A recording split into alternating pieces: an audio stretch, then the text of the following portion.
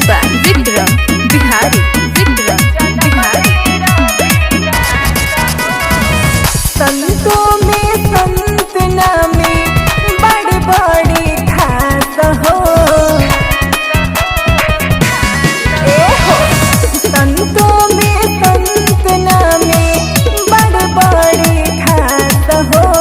रवि रे दिन मामा की बुरन मामा जन्म ले रवि दास हो। रवि रे दिन मामा की बुरन मामा जन्म ले रवि दास हो।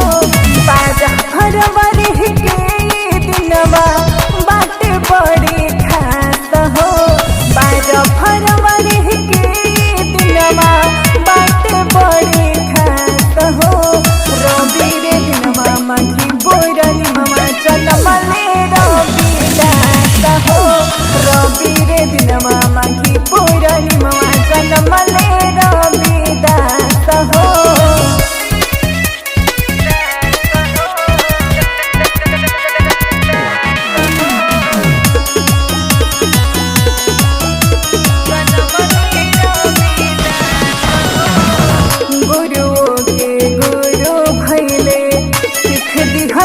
बात पे रहे करे के करम हर एक जात के।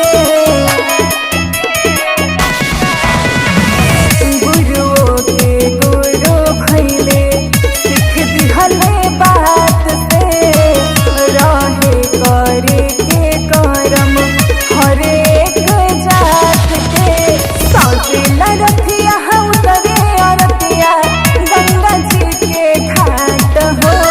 साँझे लरथिया उतरे अरतिया गंगा जी के घाट हो।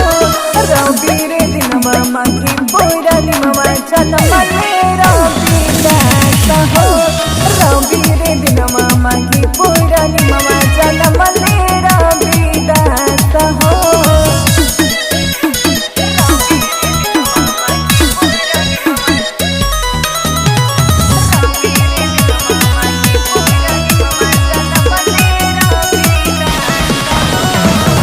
राइटर चंदन उनकर कर ले बखान हो।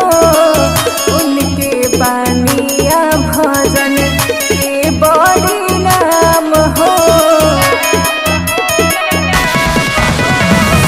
राइटर चंदन उनकर कर ले बखान हो।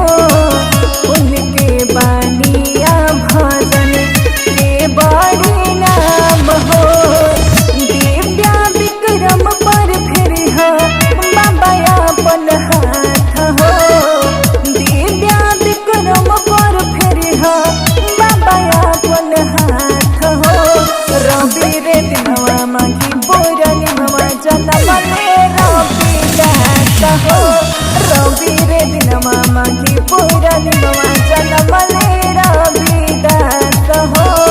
Lavanya recording studio Rasulpur Koregaon Bhagwanpur Vaishali.